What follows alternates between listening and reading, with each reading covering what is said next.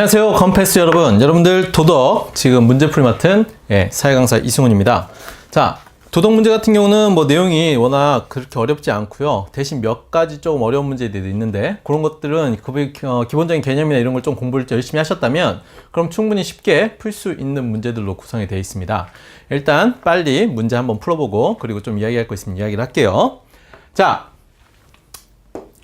1번 문제 보겠습니다. 1번 보면 기억에 들어갈 알맞은 말 돼 있죠. 그래서 인간의 본성에 관한 입장 중에서 기억은 인간 자신의 선택과 판단이 주변 환경에 따라 인간의 본성이 선이나 악으로 달라질 수 있다고 본다. 여기서 포인트는 뭡니까? 선이나 악으로 달라질 수 있다. 그럼 인간의 본성은 선, 악으로 규정이 돼 있나요? 안 돼 있나요? 안 돼 있죠. 그래서 여기서 정답 얘기할 수 있는 거는 성무, 선악설 이야기하면 되겠네요.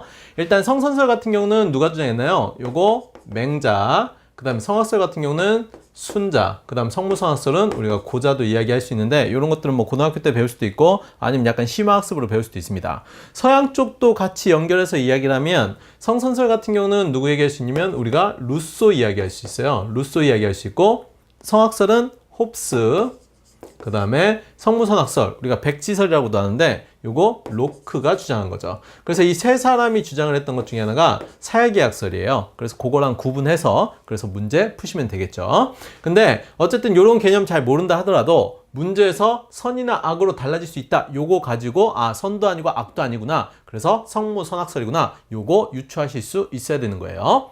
자, 그럼 다음 2번 문제 볼게요. 자, 도덕적 자아의 역할로 가장 적절한 것도 있죠.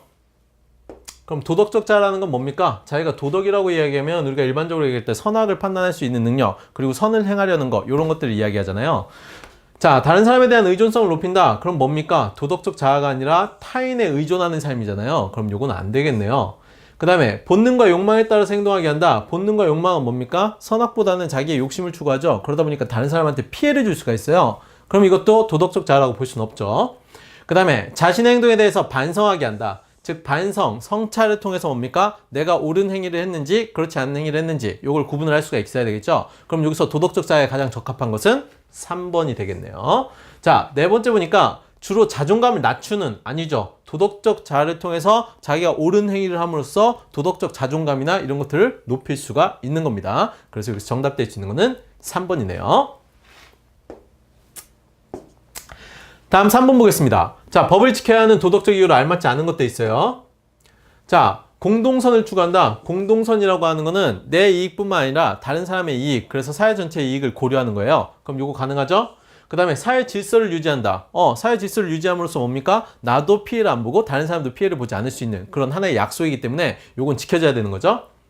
자, 특권층의 이익을 추구하면 다른 사람의 피해를 볼 수 있겠죠. 그럼 이거는 법을 지켜야 하는 도덕적 이유에 해당되지 않는 거죠. 즉 공동선에 위배되는 겁니다. 그래서 여기서는 3번이 틀린 게 되겠고, 그 다음에 공동체의 구성원으로서의 의무, 즉 더불어 사는 곳이 사회이기 때문에 공동체의 구성원으로서의 의무는 누구나 지켜야 하는 것이죠. 준법의 의무나 뭐 그런 것들 이야기할 수 있죠. 그래서 여기서 정답 될 수 있는 거는 3번이 되겠죠. 자, 다음 넘어갈게요. 자, 4번 문제입니다. 기억에 들어갈 내용으로 가장 적절한 것도 있죠. 그래서 타인 존중의 태도 나와 있고 그 다음 생활 속에서 실천할 수 있는 방법 해가지고 기억에 대한 거 나와 있어요. 그럼 타인 존중의 태도 중에서 생활 속에 실천할 수 있는 것들 찾으면 되겠죠. 일단 상대방의 말을 잘 경청을 한다. 그래요. 상대방의 말을 잘 들어야 그 사람이 무슨 말을 하는지 알 수가 있고 그래야 내가 거기서 대답을 할 수가 있기 때문에 일단 듣는 게 우선이죠. 그 다음에 가까운 친구가 실수를 하면 비난을 하면 안 되겠죠. 실수는 누구나 할 수 있는 거죠. 할 수 있는데 다시 일어설 수 있게 해줘야 되겠죠. 그래서 여기서 틀린 거는 2번이고요. 일단 1번은 맞는 얘기. 그 다음에 사소한 일에도 화를 내고 감정을 표출한다 그러는데 사소한 일은 뭡니까? 이건 사소한 일을 큰일을 만들면 안 되겠죠. 그리고 화를 내고 감정을 표출하는 거는 내 멋대로 하는 거잖아요. 다른 사람을 배려할 줄 안다면 어느 정도 절제하는 모습이 필요하겠죠. 그럼 이것도 안 되죠. 그 다음에 상대방이 아닌 나의 입장을 고려하여 행동한다 그러는데 나의 입장뿐만 아니라 상대방의 입장까지 배려해서 행동할 수가 있어야 되는 겁니다. 그래서 이것도 안 되죠. 그래서 정답 될 수 있는 거는 1번이 되겠네요. 자, 다음. 자, 5번입니다. 도덕 추론의 구성 요소로 옳지 않은 것도 있어요. 그죠? 그럼 우리가 도덕 추론 이야기하면 주로 이야기할 수 있는 게 3단 논법을 이야기해요. 요거는 하나 개념 좀 정리를 해드릴게요. 자, 3단 논법 이야기하는데 이 3단 논법 같은 경우는 뭐냐면 보편적 원리에서 보편 원리에서 개별 사실로 적용하는 겁니다. 사실로 적용하는 연역법에 해당이 되는 겁니다. 근데 이거는 고등학교 과정에서 이야기 나오는 거거든요. 근데 중학교 때도 뭐 알아두면 도움이 될 수 있으니까 미리 한번 설명을 하겠습니다. 자, 우리가 그래서 보통 뭐라고 얘기하냐면 대전제가 있고요. 그 다음에 소전제가 있고, 그 다음에 결론 나오죠. 그럼 대전제는 뭐 해야 됩니까? 보편적인 원리여야 된다. 그래서 우리가 뭐라고 얘기하냐면 도덕 원리가 여기에 들어가요. 자, 그럼 대전제로서 도덕 원리가 이야기가 되고, 그 다음 소전제는 뭡니까? 그럼 이 도덕 원리를 적용을 할 사실을 봐야 되겠죠? 그래서 소전제에 해당하는 게 바로 사실 판단입니다. 자, 그럼 소전제에서 사실에 대해서 인지를 하죠? 인지를 했으면 마지막으로 이 도덕 원리를 이 사실에 적용을 해서 가치 판단을 해야 되겠죠? 그래서 이 가치 판단, 다른 말로 얘기하면 도덕 판단이라고 이야기할 수 있겠죠. 그럼 지금 도덕 원리, 사실 판단, 도덕 판단 세 가지 여기 나와 있죠? 그러면 옳지 않은 것은 1번 보시면 되겠죠. 자, 이런 것들은 고등학교 가서도 써먹을 수 있으니까 그러니까 하나 정도 개념을 좀 알아두십시오. 자,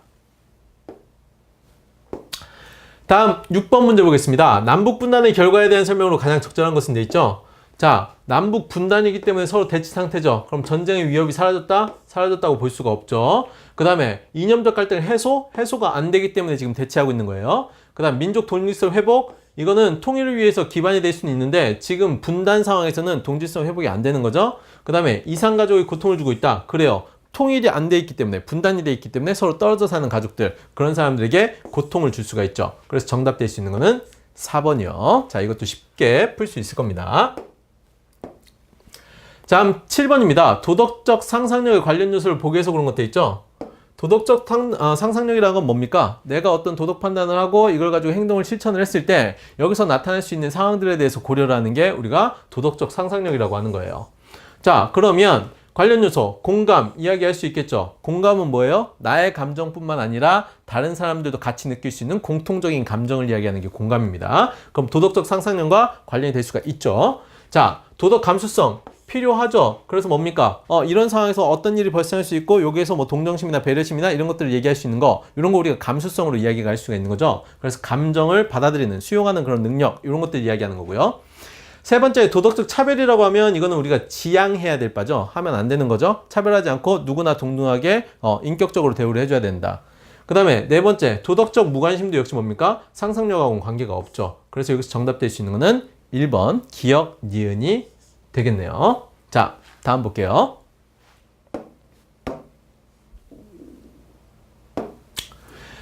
자, 8번 문제입니다. 삶의 유한성을 극복하기 위한 노력으로 바람직한 것은, 유한성이라는 건 뭡니까? 인간은 뭡니까? 누구나 죽음을 향해 이르는 존재다. 하이데거가 그런 얘기를 했죠. 그래서 그걸 우리가 유한성이라고 이야기를 할 수 있는데, 자, 그럼 이걸 극복하기 위한 노력이라고 돼 있어요. 일단 도덕을 통해서 편견을 조장한다. 편견이라고 하는 거는 뭡니까? 고정관념이 될 수도 있고 편가르기가 될 수도 있어요. 그럼 올바른 삶이라고 볼 수는 없죠. 그 다음에 학문을 통해 참된 진리를 추구하는 것, 삶의 목표로 삼을만 하겠네요. 그래서 뭐가 옳은 것이고 뭐가 진리인지 찾아가는 것, 철학자들이 그런 걸 많이 했죠. 그래서 이건 가능하고, 그 다음에 예술을 통해 인간의 가치를 훼손 아니죠. 오히려 예술을 통해서 인간의 가치를 고양한다. 이러면 답이 될 수가 있지만 여기서는 훼손이라고 했으니까 안 되고, 그 다음 네 번째는 종교를 통해서 이기적 욕망을 충족, 이것도 안 되겠죠. 종교라는 건 뭡니까? 삶의 유한성을 극복하기 위해서 어떻게 보면 신을 가지고 신을 믿으면 신에 대한 믿음, 이런 걸 통해서 유한성을 극복해 나가는 걸 우리가 종교라고 할 수 있는데, 이건 이기적 욕망을 충족하는 것보다 어떻게 보면 종교적인 성스러움을 현실에서 드러날 수 있게 하는 거, 그게 중요한 거죠. 그래서 여기서 정답 될 수 있는 거는 2번이 되겠죠. 그래요. 자, 다음 9번 볼게요. 다음에 설명하는 청소년 문화는 나와 있습니다. 그래서 여기 보면 일단 청소년은 순간적인 충동이나 쾌락 등 여러 가지 유혹에 휩쓸리기 쉬운 존재이기 때문에, 그럼 뭡니까? 청소년을 상당히 부정적으로 봤죠. 그래서 충동이나 쾌락, 그리고 유혹에 휩쓸리기 쉬운 존재다 해가지고 청소년에 대해서 좀 부정적으로 보고 있죠. 그들이 즐기는 청소년 문화는 바람직하지 못한, 그래서 바람직하지 못하다고 얘기했어요. 그리고 일탈행위 얘기했습니다. 그럼 여기서 이야기하는 청소년 문화라는 거는 바람직한 대한 문화가 아니라 오히려 대한 문화에 반대되는 약간 비행 문화나 아니면 안 좋은 문화 쪽으로 이야기를 하겠죠. 일단 기성 문화는 뭡니까? 청소년과 대비되는 기성세대, 즉 어른들의 문화를 이야기를 하는 겁니다. 그 다음에 비행문화, 이거 청소년 문화에 대해서 부정적으로 볼 때 이야기하는 말이죠. 그래서 정답 될 수 있는 건 2번. 입시문화는 여러분들이 그냥 공부하는 거랑 관련된 문화고요. 전통문화는 기존에 우리가 지켜오고 있던 그런 문화들 얘기하는 거예요. 그래서 여기서 이야기하는 청소년 문화랑은 별로 상관이 없죠. 근데 청소년 문화도 우리가 하나 좀 생각을 하면 청소년 문화는 전체 문화의 하위 문화 또는 부분 문화로서 이해가 될 수 있는데 긍정적으로 볼 수가 있는 부분이 있고 부정적으로 볼 수 있는 부분이 있어요. 그래서 긍정적으로 본다 그러면 기성세대의 그런 문화와는 다르게 하나의 청소년기에 뭔가 자기들의 분출구나 아니면 뭐 자기들 뭔가 좀 다양성 아니면 창조적이고 진취적인 걸 발휘할 수 있는 대한 문화로서 이야기를 할 수 있는 경우가 있고, 그 다음에 약간 부정적으로 본다 그러면 약간 비행 문화나 아니면 하위 문화 쪽에서도 좀 안 좋은 쪽으로 이렇게 표현을 할 수가 있는 겁니다. 그래서 그거는 나중에 개념 정의하면서 한 번쯤은 읽어보면서 그럴 수 있겠네 요 정도만 체크하시면 그닥 어렵지 않게 보실 수 있을 것 같아요. 자, 다음 보겠습니다. 자, 10번에 보면 진정한 행복을 얻기 위한 삶으로 바람직하지 않은 것들 있죠? 여기서 뭐 나와 있습니까? 진정한 행복. 그럼 진정한 행복은 어떻게 할 수 있나요? 지속적인 쾌락을 가져올 수 있는 것도 될 수가 있고, 아니면 지속적인 것도 되고, 또는 자유를 누릴 수도 있는 것도 되고, 아니면 자기 자신의 자아 가치, 자아 실현이나 아니면 삶의 가치를 추구할 수 있는 거다. 뭐 여러 가지 생각할 수 있겠죠? 그래서 그 여러 가지 생각해 보면서 한번 밑에 지금 봅시다. 일단 첫 번째 보면 정신적 가치를 추구하는 삶. 예, 그럼 정신적인 즐거움 이런 거 뭡니까? 나한테 크게 뭐 무리가 되지 않아도 어쨌든 즐거움을 느낄 수가 있다. 이거 바람직한 삶으로 볼 수가 있겠죠? 자아 실현을 위해서 노력하는 삶. 이것도 역시 뭡니까? 바람직한 삶으로 볼 수가 있죠. 다른 사람들과 더불어 사는 삶, 즉 인간은 사회적 동물, 혼자 살 수는 없죠. 그래서 여럿과 더불어 살면서 같이 즐거움을 공유할 수 있는 거. 이것도 충분히 이야기할 수 있겠네요. 자, 감각적인 즐거움만 만자 나왔으니까 지금 제한되어 있는 거죠. 그래서 요거 가지고 힌트도 볼 수 있지만 일단 감각적인 즐거움은 우리가 뭘로 얘기할 수 있냐면 쾌락의 역설이라는 걸 가지고 이야기할 수 있어요. 고대 그리스에서 키레네아파라는 게 있었거든요. 이 키레네아파는 뭐냐면 물질적이고 육체적인 쾌락을 추구하는 아이들입니다. 근데 물질적이고 육체적인 쾌락을 추구를 하다 보니까 당장의 감각적인, 즉 오감으로 느낄 수 있는 즐거움을 추구를 할 수가 있었죠. 근데 이 사람들 나중에 어떻게 되냐? 빈곤, 그 다음에 병 이런 것들 때문에 오히려 더 큰 고통을 가져오게 되더라. 그래서 우리가 이걸 가지고 이야기하는 게 바로 쾌락의 역설입니다. 그래서 여기서 감각적인 즐거움만 추구하는 삶, 요거는 우리가 바람직한 삶으로 볼 수가 없다. 이렇게 되는 거예요. 자, 그래서 여기서 바람직하지 않은 거 4번 체크하시면 되겠네요. 자, 다음 10번입니다. 10번 보시면 진정한 행복을 얻기 위한 요거 했죠. 자, 11번입니다. 바람직한 국가의 역할을 보기 위해서 그런 것도 있죠. 자, 국가의 역할입니다. 그럼 국가는 우리가 사회계약설 쪽에서도 얘기하지만 국가는 왜 만들었나요? 기본적으로 개인의 자유와 권리를 보장해주기 위한 수단이 될 수 있는 거죠. 그럼 일단 그런 거 생각하면서 한번 볼게요. 일단 나의 생명과 재산을 보호해준다. 이거 국가의 역할로 할 수가 있죠. 그죠? 그렇기 때문에 나는 내 권리의 일부를 국가에 양도하고 있는 거죠. 자, 그 다음에 집단 간의 갈등을 강화하면 안 되겠죠. 집단 간의 갈등이 생겼을 때 이걸 원만히 해결해서 사회통합으로 나아갈 수 있게 해주는 거. 그걸 국가의 역할로 봐야 되겠죠. 그 다음에 외적의 침입 방어. 이거는 결국 뭡니까? 나의 생명과 재산 보호와도 직결이 되는 겁니다. 그럼 이것도 역시 가능하다고 볼 수가 있고, 사회적 불평등을 확립해버리면 오히려 사회적 분열이 일어나고 사람들끼리 혼란이 생길 수가 있겠죠. 그럼 국가가 갖는 의미가 없죠. 그래서 여기서 정답될 수 있는 거는 기업과 디귿해서 2번 체크하시면 됩니다. 자, 다음 볼게요. 자, 12번입니다. 지구 공동체 문제를 개선하기 위한 노력으로 바람직한 것도 있죠. 자, 그럼 보면 빈곤국가의 어린이들 후원 활동을 축소한다. 축소 틀렸네요. 그 다음에 지구온난화 문제에 대해서 관심을 갖지 않는다. 아니요, 가져야 돼요. 지구적인 문제, 이런 지구온난화 같은 것들은 전 지구적 문제이기 때문에 어느 한 국가의 힘으로 해결할 수 없어요. 그래서 여러 사람들이 관심을 가져야 되는 부분입니다. 그 다음에 질병 예방을 위한 비정부기구, NGO라고 하죠. 그래서 이 비정부기구의 활동을 금지가 아니라 오히려 더 잘할 수 있도록 후원하거나 도와줘야 되는 거죠. 그 다음 외국의 자연재해에 대한 정부 차원의 지원을 강화한다. 요거 이야기할 수 있겠죠. 그래서 외국의 자연재해도 결국 우리한테도 영향을 미칠 수가 있고, 그 다음에 전 인류, 약간 세계 시민주의적 관점에서 더불어 사는 삶을 실현하기 위해서 도와주는 거. 이쪽은 우리가 지원할 수 있는 거죠. 그래서 정답되는 거는 4번이 되겠네요. 자, 다음 볼게요.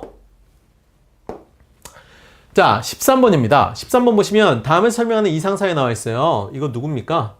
자, 이성과 지혜를 갖춘 누구? 철학자가 통치하는, 그럼 이거 가지고 뭐 얘기할 수 있어요? 철인 통치론 이야기할 수 있죠. 자, 그럼 누굽니까? 플라톤 이야기하는 거네요. 그래서 정답 얘기할 수 있는 거는 3번 되겠죠. 노자의 소국가미는 뭐예요? 소국가미는 무위의 삶을 지향하는 거죠. 그래서 작은 국가에 적은 백성 이야기하는 겁니다. 그래서 서로 관여하지 않고 사는 이상사회 이야기하는 거고, 그래서 약간 무위의 사회. 공자의 대동사회 같은 경우는 크게 어우러지는 거죠. 그래서 분별적인 사랑인 인을 추구하는 사람들이 모여서, 그래서 뭐 다 같이 큰 도가 행해지고, 그 다음에 분배의 뭐 형평성이 유지가 되고, 그 다음 노인은 노인대로 복지 뭐 혜택을 받고, 청장년들이 일할 게 있고, 아이들이 뛰어놀 수 있는 뭐 그런 사회입니다. 그래서 요거는 우리가 약간 인위적인 사회라고 이야기할 수 있어요. 도하고 약간 비교해서 볼 수 있는 거고, 그 다음 토마스 모의 유토피아는 뭐예요? 플러스 토피아죠. 토피아는 장소 이야기합니다. 장소 이야기하는데 유는 두 가지가 있어요. 오우가 있고 애우가 있습니다. 그래서 오우는 현실에 없다. 애우는 좋은 의미거든요. 그럼 현실에 없는데 좋은 사회. 그래서 요거 유토피아라고 이야기하는 겁니다. 그래서 이거 이상사회 이야기할 때 많이 쓰는 말이 유토피아. 반면 플라톤의 철인통치론 같은 경우는 그 아테네 민주정치에 대해서 중우정치라고 비판하면서 나온 게 이 철인통치론이에요. 그래서 민주정치 같은 경우는 다수의 우매한 사람들이 어떻게 보면 결정을 내리기 위해서 시간도 많이 걸리고, 그러다 보니까 오히려 똑똑한 사람들이 그런 결정을 방해한다, 이런 의미에서 나온 게 철인통치론이거든요. 그래서 국가의 그 소속 구성원들을 세 계층으로 나눠서, 그래서 철학자가 통치하는 사회를 이야기한 게 플라톤의 철인통치론. 그래서 이게 플라톤의 이상국가가 되는 겁니다. 그래서 요거는 개념 설명할 때 그때 좀 더 꼼꼼하게 공부를 해두시기 바랍니다. 자, 다음 볼게요. 14번이죠. 자, 다음에서 공통으로 설명하고 있는 개념이에요. 자, 마땅히 지니고 실천해야 하는 것. 자, 마땅히 생각하시면 되겠죠. 그 다음 뭐뭐 해야 한다. 그러면 이거 한자로 얘기하면 할 위자거든요.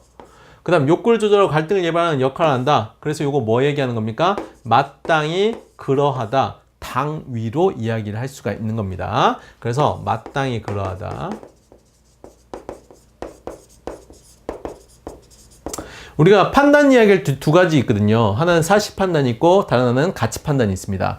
당위라고 하는 거는 뭐 하냐면 가치 판단을 할 때 하는 거예요. 사실 판단과는 다르게. 그래서 이게 진짜 옳은 건지 옳지 않은 건지 판단을 할 때 그때 하는 게 이런 당위의 법칙이죠. 그래서 여기서 정답 될 수 있는 거는 2번이 되겠네요. 자, 다음.